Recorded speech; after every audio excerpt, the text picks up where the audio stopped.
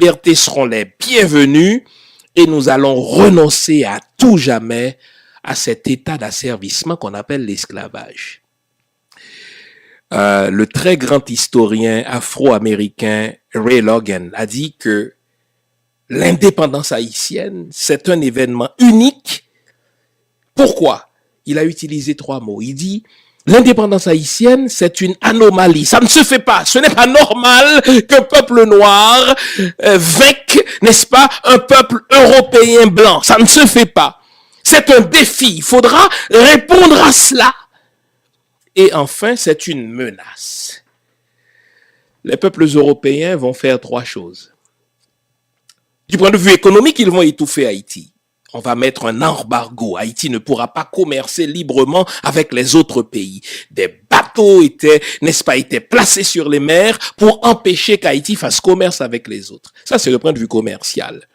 Du point de vue politique, n'est-ce pas, on ne va jamais reconnaître l'indépendance. Le fait par ce peuple-là de se déclarer indépendant, on va dire, écoutez, c'est une gang de révoltés qui ont pris les armes contre leur maître et bientôt on va les faire rentrer dans le rang, dans l'ordre. Mais pire, du point de vue culturel, et nous payons cela encore, ils vont salir la culture de ce peuple.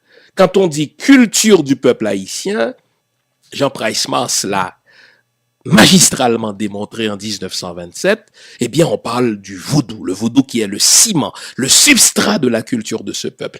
Ils vont dire que c'est une culture de cannibalisme. Imaginez, eux, ils ont kidnappé les Africains, ils les ont réduits en esclavage, ils les ont tués, mais ils ne se décrivent pas comme un peuple cannibale, mais c'est ce peuple-là qui est cannibale. Donc, on va présenter le vaudou comme un ramassis de superstition, on va présenter le vaudou, n'est-ce pas, comme du satanisme, on va présenter le vaudou comme des diableries, ce que nous, malheureusement, comme Haïtiens, nous continuons de dire, mais écoutez bien. 3 ans plus tard, et c'est à cela que je voulais vous amener, 3 ans plus tard, les missions vont se réunir, en particulier les missions anglaises, les West Indies Missions. Elles vont se réunir et elles vont dire non.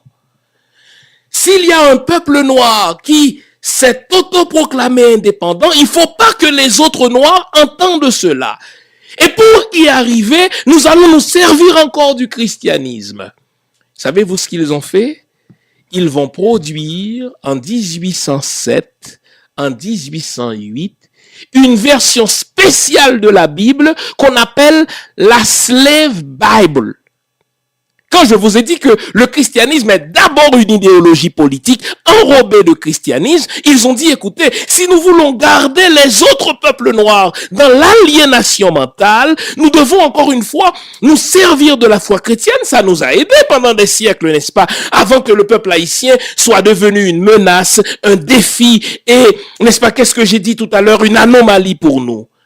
Et vous savez ce qu'ils vont faire? La Slave Bible. Ils vont prendre l'Ancien Testament, ils vont enlever 75% de l'Ancien Testament. Des livres comme l'Exode, où on parle de Moïse qui a libéré un peuple de l'esclavage. Il dit, mais non, vous êtes fous, quoi. Il faut pas que les prêtres aient accès à ça pour enseigner les nègres là-dedans. Ils vont devenir fous. On enlève 75% de l'Ancien Testament, donc des textes comme l'Exode, des textes comme les petits prophètes qui parlent de justice sociale, ça prend le bord. Et ils vont enlever 50% du Nouveau Testament. Des textes du Nouveau Testament où, par exemple, où on dit en Jésus-Christ, il n'y a plus de maître ni esclave. Des textes où on dit, n'est-ce pas, maître, soyez bons vis-à-vis de vos esclaves, etc. On va enlever ça. Qu'est-ce qu'on va garder? On va garder des versets comme celui-ci. Esclaves, obéissez à vos maîtres comme au Seigneur, et cela même en leur absence, afin que vous soyez bénis de votre Père qui est dans les cieux. Donc, vous comprenez, les amis, que si vous prenez le temps d'étudier l'histoire de la religion chrétienne, comme moi je l'ai fait, il est impossible qu'en tant que noir, descendant d'esclaves, vous vous définissiez encore comme chrétien. Au fait, c'est une insulte à vos ancêtres. J'ai déjà dit à ce micro, un noir un Africain, un Antillais descendant d'esclaves et chrétiens, soit par ignorance de son histoire, nous ne sommes pas tous férus d'histoire, soit par aliénation, on nous a aliénés, moi-même j'étais dedans, ou alors tout simplement par hébétude. Je veux éviter le mot imbécilité, parce que si on connaît l'histoire du christianisme, on ne peut pas, en tant qu'Africain, ou descendant d'Africains, ou Antillais, ou descendant de peuples antillais, continuer à se définir comme chrétien quand le christianisme a toujours été une idéologie politique pour nous aliéner. Et lorsque le peuple haïtien s'est déclaré indépendant, les missions se sont réunies pour dire non, il nous faut répondre à cette menace, à ce défi et à cette anomalie. Comment vont-ils faire? Ils vont passer la main sur la Bible pour nous donner une Bible aseptisée, une Bible pour les négriailles, n'est-ce pas? Parce qu'ils se sont dit, nous sommes tellement naturellement portés vers la croyance, c'est aussi par la croyance que nous devons vous maintenir dans l'aliénation mentale. De 1915 à 1934, Haïti fut occupé par le peuple américain. Lorsque les Américains sont entrés en Haïti, ils se sont dit, nous devons réduire l'influence de la France sur le peuple haïtien. Pour ce faire, ils vont favoriser la croissance des églises protestantes. Ils vont aller chercher des gens dans la paysannerie, des gens qui n'ont pas toujours fait de bonnes études, etc. On va les nommer pasteurs. Ils vont aider à la mise en place de séminaires, n'est-ce pas, sous le contrôle des Américains pour former des pasteurs pour défendre l'idéologie américaine. Et ils vont même nous donner des stations de radio, les plus puissantes en Haïti d'ailleurs, Radio Lumière, Radio 80EH, dans le même but. Nous aliéner mentalement. Et je vais vous citer, aujourd'hui c'est décidément le jour des citations, j'espère que notre caméraman va nous le montrer. Je vais vous citer la thèse de doctorat d'un diplomate français du nom de Jacques Barrot, qui fut accrédité à Port-au-Prince et dont la thèse de doctorat a porté justement sur l'histoire d'Haïti. Et il dit clairement dans ces deux ouvrages, qui sont au fait sa thèse de doctorat, que pour maintenir le peuple haïtien dans son état d'aliénation, les Américains ont fait comme les Français d'autrefois au temps de la colonie. On va leur donner de la religion en masse. Aussi longtemps qu'ils ont Jésus, aussi longtemps qu'ils ont la religion, aussi longtemps qu'ils ont l'évangile, aussi longtemps qu'ils ont le christianisme, ils ne vont jamais se soulever contre l'état de fait inhumain dans lequel il se trouve. Ce que je veux que vous sachiez, c'est que la religion n'est jamais quelque chose de neutre. La religion est toujours une idéologie. Il s'agit de se dire, qu'est-ce que cette idéologie-là sert? À l'évidence, je vous en ai fait la démonstration en ce qui concerne l'Afrique et le peuple d'Haïti. À l'évidence, dans le cas d'Haïti, le christianisme a été, est et sera une idéologie au service de nos anciens maîtres, qui se servent de nous aujourd'hui pour nous maintenir dans l'aliénation mentale. D'ailleurs, j'en parle dans mon livre qui a porté sur l'histoire du protestantisme en Haïti, 200 ans de zombification massive. J'entends par zombification aliénation culturelle. Et donc la question se pose en terminant. Comment se sortir de cette aliénation? Pour répondre à cette question, nous devons comprendre ce qu'ont fait les maîtres pour nous conduire à cela. Quand on veut dominer un peuple, on fait trois choses. La première chose qu'on fait, on lui vole son histoire. La plupart des Haïtiens ne connaissent pas l'histoire de la religion en Haïti. C'est une histoire monstrueuse. Vous voyez un prêtre avec sa soutane à l'église catholique. Ce qu'on nous fait croire, c'est que ces gens-là nous ont fait du bien. Ils nous ont construit des écoles pour l'aliénation. Donc on nous vole. Quand on veut dominer un peuple, on lui vole son histoire. Deuxième chose, quand on veut dominer un peuple, on l'amène à se détester lui-même. Tous nos modèles, nos archétypes sont des modèles européens. Et quand il s'agit de modèles africains, nous les détestons. Ça vient de la colonie. Une belle femme, c'est une femme à teint clair. Une femme qui a de beaux cheveux, c'est des cheveux qui rappellent les cheveux de l'Européen, par exemple. Vous voyez, donc c'est tout cela. Et une bonne religion pour l'haïtien, c'est la religion chrétienne, la religion du maître, même si on passe par-delà toutes les cruautés que nous avons subies.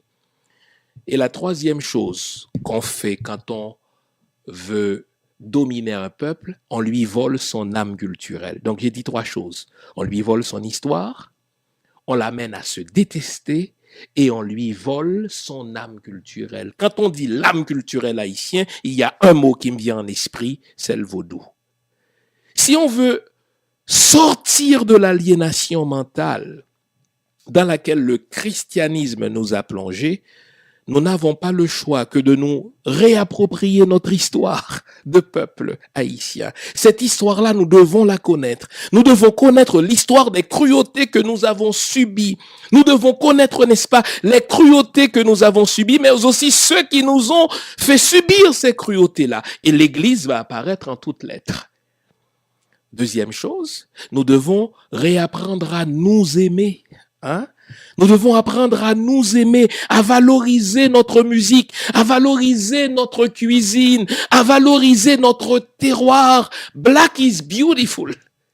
Et troisièmement, nous devons nous réapproprier notre âme culturelle, revisiter la spiritualité haïtienne. Au fait, on a deux choix. Soit qu'on accepte l'idéologie de l'autre, qui est au service du bien-être de l'autre, soit que je me réapproprie ma spiritualité et que je la mette à mon service, c'est-à-dire au service du bien-être de mon peuple. Merci d'avoir été à l'écoute. Je suis sûr que ça va vous faire réfléchir. Et puisque j'ai cité plusieurs ouvrages tout le long de l'émission, je voudrais y revenir. J'ai commencé par parler de mon livre Vaudou, je me souviens, n'est-ce pas? J'ai ensuite cité les deux ouvrages du du père William Smart sur l'histoire de l'Église catholique, n'est-ce pas, de Saint-Domingue, depuis le début de la colonisation jusqu'en 2003.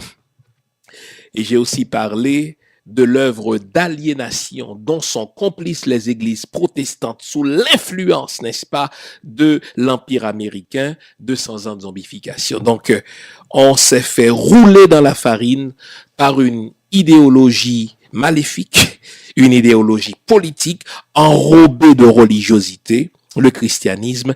Et si on veut redémarrer, on doit nous réapproprier de notre histoire.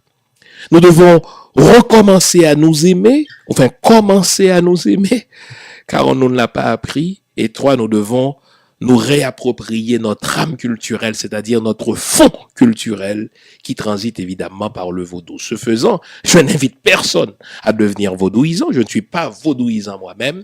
Mais c'est une chose que de dire que je ne suis pas vaudouisant, ça n'est une autre que de dire que le vaudou, c'est la matrice de la culture haïtienne et il faut arrêter de cracher là-dessus. Voilà ma gloire, je suis chrétien. Voilà ma gloire, mon espérance et mon soutien. Au champ d'amour et de victoire, c'est haïtien comme quoi m'd'argent foot chrétien. Mes chers amis, je voudrais vous remercier sincèrement de votre support lors de mon lancement live sur Facebook la semaine dernière. Vous étiez nombreux sur la page et nombreux par la suite à la visionner, cette page. Merci de votre support et grâce à vous, mon métier d'écrivain va se poursuivre. On va continuer à réfléchir ensemble sur les thématiques qui nous concernent. Merci sincèrement et à bientôt. Voilà. Pour la vie puis mal ou le bien. Voilà ma gloire, je suis chrétien. Voilà ma gloire, mon espérance et mon soutien. Au champ d'amour et de victoire, c'est haïtien comme quoi m'd'argent foot chrétien.